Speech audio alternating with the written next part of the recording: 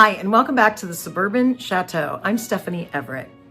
Have you ever found a place that you just really feel total comfort and connection to yourself just by being in that physical space? A place where maybe it has a wonderful scent, maybe it's a bakery or a coffee shop, or maybe it's the atmosphere. It's something that's been renovated and it's got a really historical feel to it. And a lot of us experience connecting with the physical spaces that we're in. And this is called place authenticity. And it's something that can, yes, connect to just the physical senses, but also it can go beyond that and connect us spiritually, emotionally, and to our deepest parts of our character. Sometimes when we find a place that really speaks to us, and a lot of times it's the authenticity of that space. Now, a place for me that comes right to mind, and I've think of a couple that really come right to mind. For me, it's Colonial Williamsburg. And this is a place that my mom and dad took our family to many, many times as we were growing up, and I featured it on the channel. But I can remember one day I was on my own. I think I was with my parents, but I was kind of having a little breakout time for myself. And I think it was in maybe my early 20s. And I found this garden behind the governor's palace, had a little lake right there. And I just plopped myself down on a stool, and there was just something I was able to connect inside myself, my character, my emotions, my spirituality, all together just by finding this space that for me was very authentic. Now, I have other places that I feel that spatial authenticity or that place authenticity as well. But I think it's something that a lot of us deep down are searching for. That's probably why we're always looking at older homes. We love the renovation videos on YouTube. I love to go to antique stores to learn how people used antique items in the past. I love to watch YouTube videos about authentic sewing techniques and costumes. And all of those things, I think they're all tied together. It's, for me, a great sense of personal history. I am very interested in history. And now that I've been to Europe, especially about Europe, boy, talk about place authenticity. When you go to Europe and see some of those buildings that are hundreds and hundreds of years old, you make a different connection to authenticity. And this place authenticity is just something I have run across recently, but I thought today we'd kind of have a little chat about how these places that we run into and how we try to recreate our own spaces may mimic that feeling that we feel when we feel authentic in a particular place.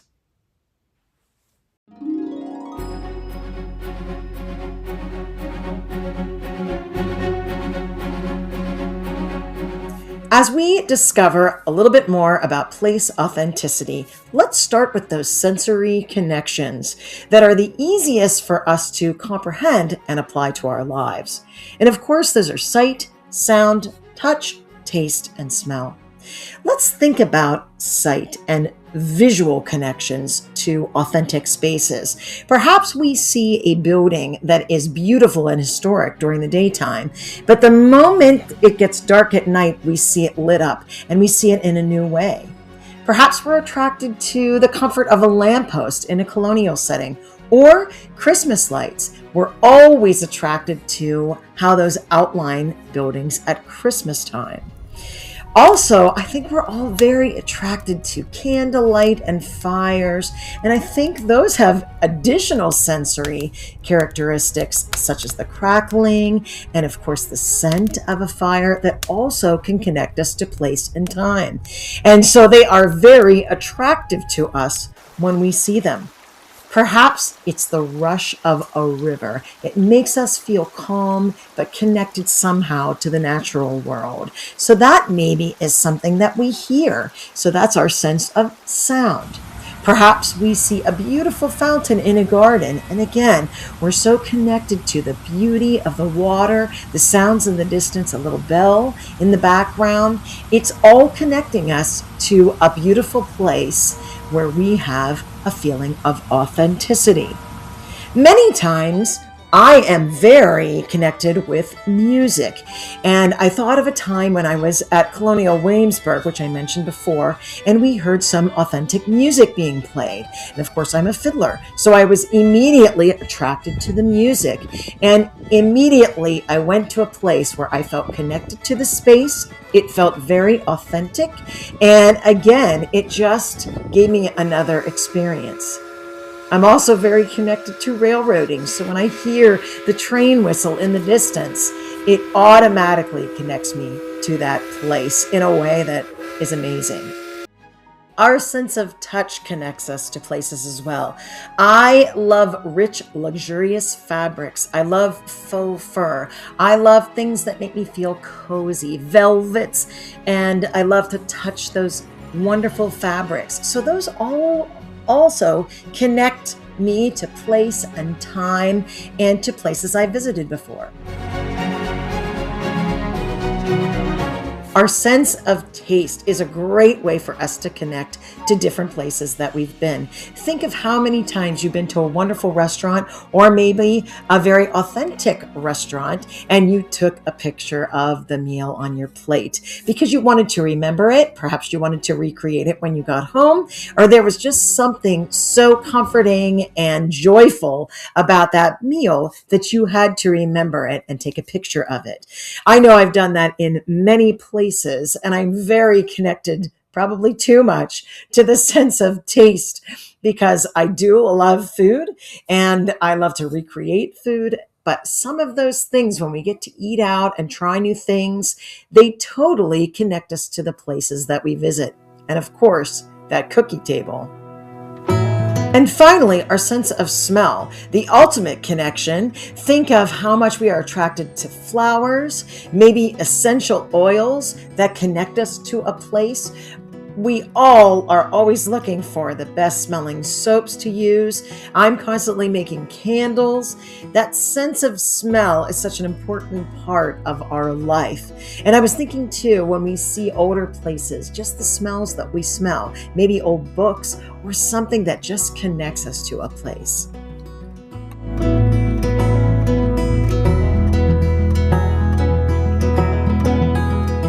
Next, let's explore emotional connections to places. Now, this bridge is where my husband proposed to me. I will have a lifelong connection emotionally to this bridge because there were a lot of emotions, love, excitement, nervousness, all the things that come with being a bride that I connect to that bridge. If you remember the story at the beginning of the video about the governor's mansion in Williamsburg and me finding a quiet place in the back of that to really reflect, I was going through a rough time. I was in my early 20s and I just was really trying to find my way as a person. So sometimes places can help us find ourselves. There is an amazing path which I frequently bike and walk in our local area. And for me, it's a place where I find a lot of peace, a lot of beauty, a lot of connection with nature. So emotionally, I'm quite attracted to that place and I have quite a connection with that place. I feel very authentic in that space. So those are some of the examples of our emotional connections to places. Next, let's explore personal connections to spaces. And in my case, this means familial connections.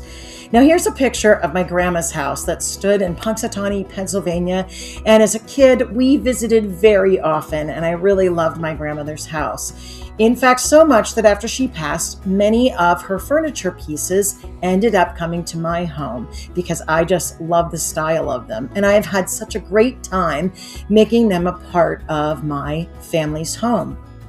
Next, I have a connection to all things that are crocheted, knitted, handmade, crafted, and especially sewing. And that came through my grandma Sarah. Now, I didn't know her as long as my grandma Erna, but she definitely had an influence on my crafting and my sewing hobby. And so when I see things when we are out antiquing, or I see things in places that really speak to me, many times they speak to me through crafting, sewing, creating, all of those things. So I credit that to my grandma, Sarah. And finally, there is another aspect of my life, and I mentioned it before, and that is the railroad. Now, my husband worked for the railroad all of his career, and I had a grandpa that I never met, Grandpa Joe, that was Ernest's husband, and he was a conductor on the railroad. And so anytime I get the opportunity to get in a rail car or go visit the rail shops or go to the horseshoe curve, I definitely feel that authenticity of place. I feel a connection to trains, to railroading, all of those things. Now, the last connection we'll discover, of course, is the historical connection to place. Now, we'll start off here with Colonial Williamsburg because it is such an authentic representation of colonial times. The buildings are the original buildings for the most part. Some are maybe reproduction, but in the style of the colonial time period. You see the horse and carriage. You see people in the costumes of the time. Everything is a reflection of colonial America. And it's a place that I really have a connection to. My husband and I love staying at bed and breakfasts. It's a way when we go and visit a place for us to connect to a historical time as well. This was the Cameron Estate Inn, and we stayed there when we were in the Lancaster area. So sometimes, rather than just stay at your regular old Holiday Inn, it's fun to stay at something with a historical connection. We love to see a lot of different historical buildings throughout our state. Here is the Pierre DuPont house that sits on the Longwood Gardens estate. Here is Font Hill in Doylestown, Pennsylvania. Some of our favorite places to visit because of that historical connection. We also love to go and visit. We have a local Bedford fort, the old Bedford Village, and we love to go down there and see what the reenactors are doing, what they're sharing, cooking techniques, all kinds of things, blacksmithing, all of those things. One of my favorite towns in Pennsylvania is Ligonier, such a charming and historically beautiful small town. And of course, our beloved Blair County, and here is our courthouse in Hollidaysburg. And I have such a connection to the history in our hometown here in Hollidaysburg. Now, you may have been following my videos for a little bit, and just the last couple of years, Stephen and I have traveled to Europe, and we've gotten to visit a whole host of countries in Europe that are just amazing. And we're learning a large amount of historical information about Europe. I wish I had paid more attention in my world history class when I was in high school, because I just feel such a connection to these European cities that we visit.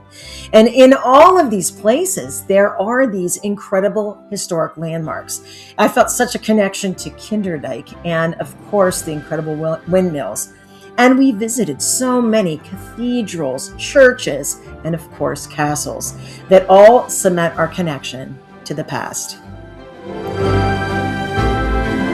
Now that we know some of the ways we can be connected to spaces through our senses, through our emotions, our personal connections, and of course, historically, we are connected to places. How do we apply that to our own home and create an authentic space for us? Now, I've mentioned this many times on the Suburban Chateau. We do not own a historical home. I don't really live in a chateau. I live in a suburban home because that's what it worked out for us when we were starting out as a family. But I really made a commitment when we purchased this home to make this home as authentic to me as I possibly could. And when I think back on all the things I've done in the house, it has been a lifetime of labor and love to make this home authentic to our family. And we've added crown moldings. We've added outdoor spaces to enjoy. You've seen me recently do the whole house refresh. I painted every room. And when you think of our newly renovated kitchen, think of those tiles on the backsplash. They really represent all of the places we visited. Some of my collections also represent some of those connections that I have. I love to collect Tolware trays, and I have a whole collection in my home. But it also led me to pursue learning how to paint florals. And I really enjoyed that. And that's something else we've added to our home. It's really been an interesting connection. And again, it's that craft connection that I mentioned before in personal connection. So that's another way that I'm connected to some of the things that I collect. And of course, all the different refresh and renovations that I do in our home throughout the year, whether I'm decorating for fall or Christmas or whatever it might be, I really want that to be a reflection of all of those connections, those emotional connections, those personal connections, my grandparents, my, love of railroad, my love of history. All of those things come shining forth and reflect on those incredibly authentic experiences for me.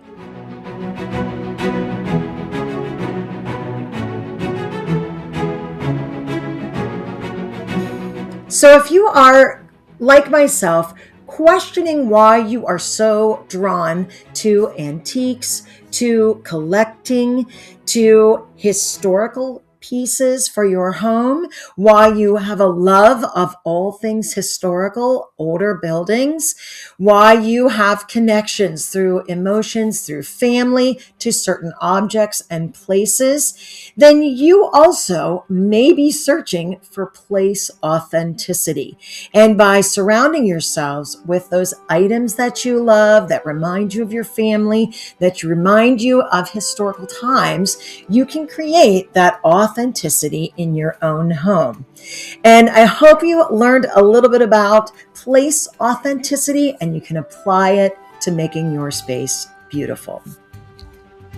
I want to thank you for coming along with our discussion about place authenticity.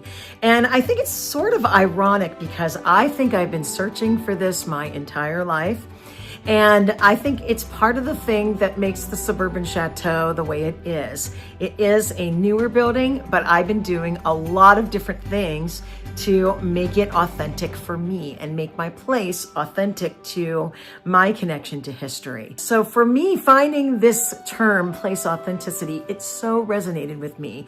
And so I hope some of the things we talked about today are things that you also connect with. And you can think of places that make you feel authentic and situations and spaces that make you feel authentic. It is a very interesting topic. I hope you'll comment below. If you can think of anything that resonates with you, I'd love to hear it. And also, if you're interested and would be willing to subscribe to my channel and give us a thumbs up and a like, that would be so helpful as well. And I want to thank you for joining me here at the Suburban Chateau. Find your authentic place.